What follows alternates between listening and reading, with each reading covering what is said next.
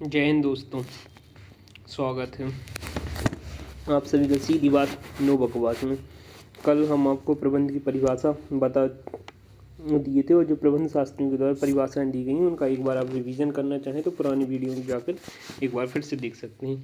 प्रबंध की विशेषताएं, वैसे यहाँ से क्वेश्चन बनने की संभावना तो नहीं है, बट इसमें कुछ कुछ पॉइंट है जहाँ से आ सकते हैं, जैसे कि प्रबंध कला एवं विज्ञान दोनों है, प्रबंध एक पेशा है, प्रबंध कार्यकर्ता है और उनका स्वामी आवश्यक नहीं है।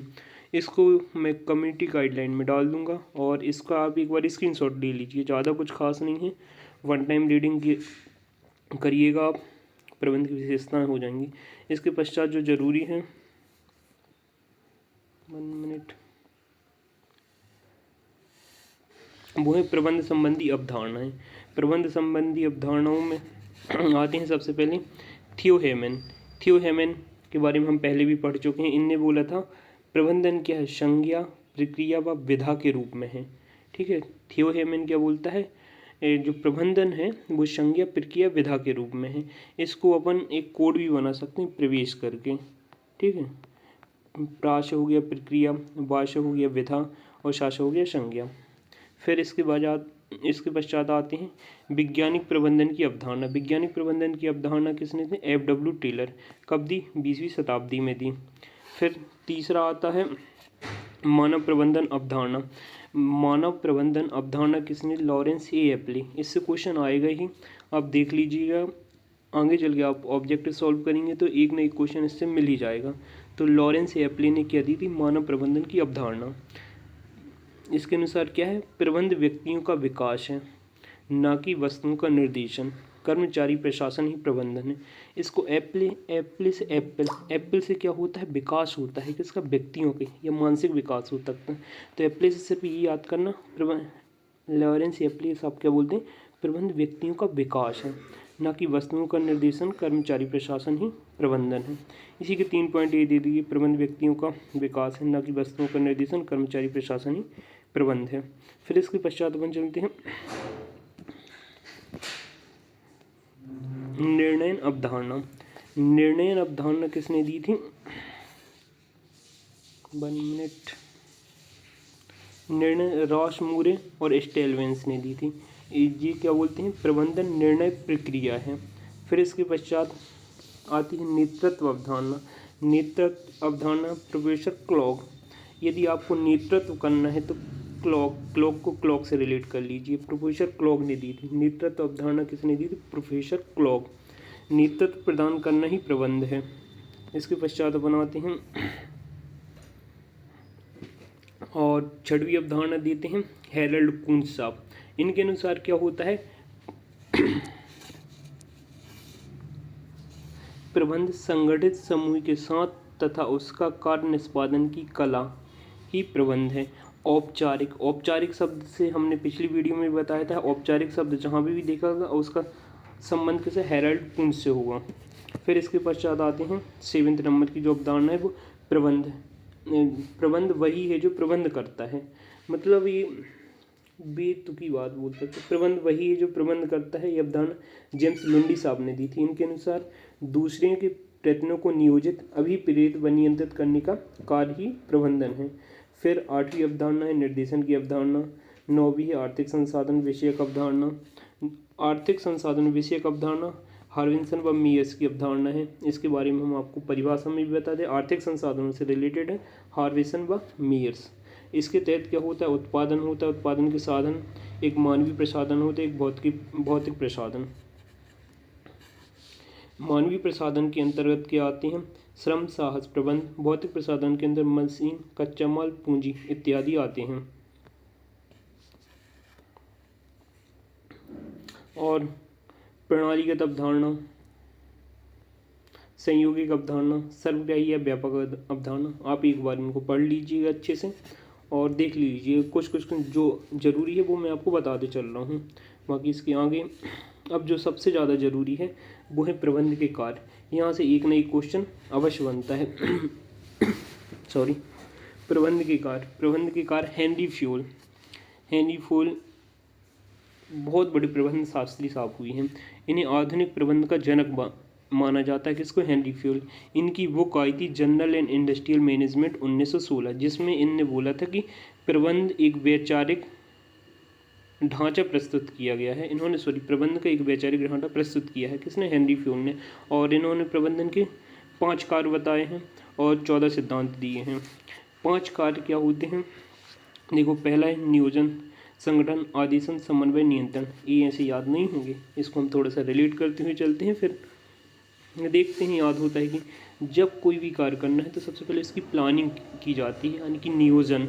फिर प्लानिंग के तहत प्लानिंग की, फिर एक बनाएंगे संगठन। संगठन में क्या होता है, अध्यक्ष का काम क्या होता है, आदेश देना।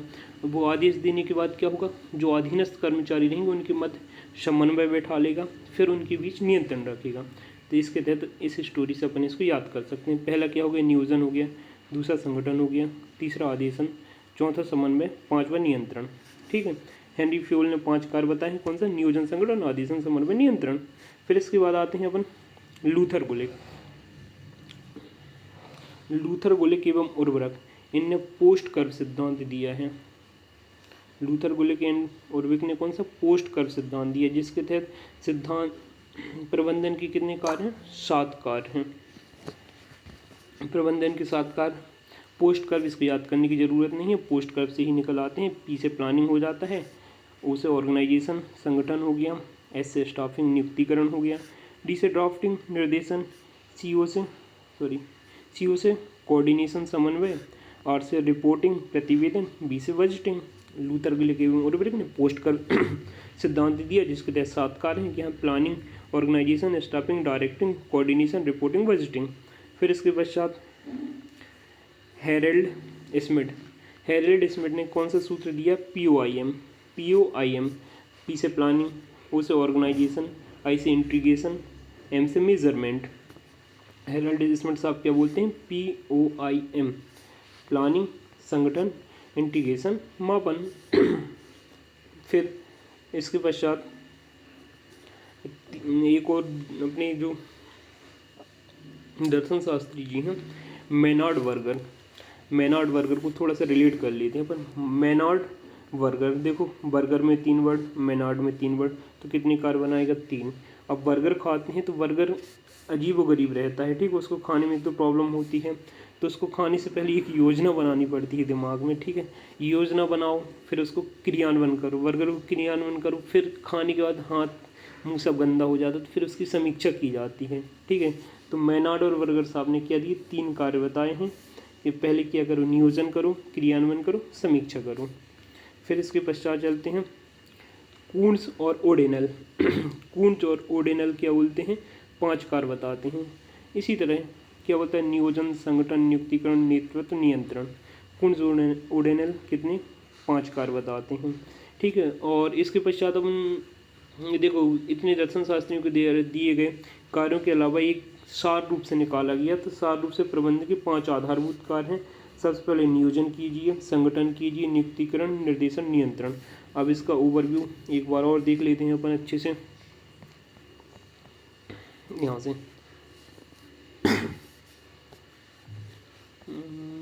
एक सेकेंड।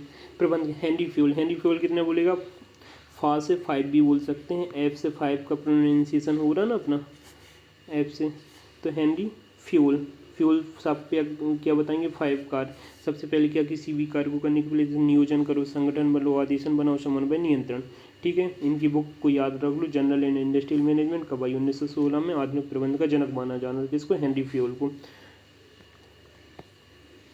फिर इसके बाद आते हैं लूथर गुलिक ने पोस्ट कर्व दिया, जिसके तहत 7 कार्य हैं, प्लानिंग, संगठन, नियुक्तिकरण, निर्देशन, समन्वय, प्रतिवेदन, बजटिंग। फिर इसके पश्चात आते हैं हेरल्ड स्मिथ क्या, POIM सूत्र है, क्या है, प्लानिंग है, ऑर्गेनाइजेशन है, इंटीग्रेशन है, मेजरमेंट है। फिर इसके बाद आते हैं अपन मेनार्ड और वर्गर को किसे, बर्गर से रिलेट कर लो। बर्गर खाते समय उसको सबसे पहले योजना बनानी पड़ती है, फिर उसका क्रियान्वयन करो, समीक्षा करो, कहीं हाथ पैर गंदा तो नहीं हो गया, ठीक है। फिर इसके बाद है कून्स ओडेनल ने कितने कार्य बताए हैं, 5 कार्य बताए हैं, नियोजन, संगठन, नियुक्तिकरण, नेतृत्व। इसी तरह आप एक बार और फिर से वीडियो देख लीजिएगा, और आपको प्रबंधन के कार्य तैयार हो जाएंगे, फिर नेक्स्ट वीडियो में प्रबंधन के सहायक कार्य और इसके कार्यों के बारे में आप लोग को थोड़ा बहुत बता दिया जाएगा, क्योंकि इसमें सिलेक्टेड पॉइंट डाले हैं मैंने जो आपको आगे की क्लास में बता दिए जाएंगे। फिर इसके बाद नेक्स्ट क्लास में मिलते हैं। सीधी बात, नो बकवास। जय हिंद दोस्तों।